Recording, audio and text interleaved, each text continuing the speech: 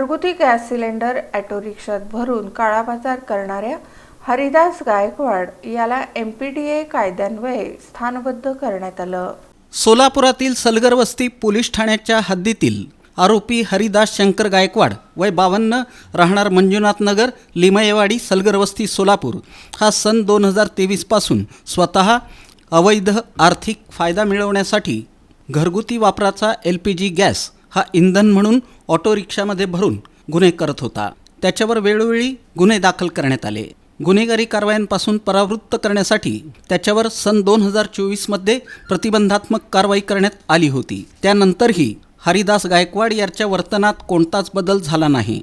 घरगुती वापराचा LPG इंधन म्हणून ऑटो रिक्षामध्ये भरण्यासाठी काळा बाजार करून त्याच्या आर्थिक फायद्यासाठी कोणतीही सुरक्षा न बाळगता अवैधरित्या घरगुती वापराचा LPG हा इंधन म्हणून ऑटो रिक्षामध्ये भरण्याच्या उद्देशानं मिळून आल्यानं त्याच्या गुन्हेगारी कृत्याला वेळीच प्रतिबंध करण्यासाठी MPDA अधिनियमान्वये स्थानबद्धतेचे आदेश निर्गमित करून त्याला 14 एप्रिल रोजी स्थानबद्ध आदेशाची बजावणी करून पुण्याच्या येरवडा कारागृहात दाखल करण्यात आलं। अत्यावश्यक वस्तूंचा काळाबाजार करणाऱ्या व्यक्तीवर शहरातील ही पहिलीच कारवाई करण्यात आली आहे।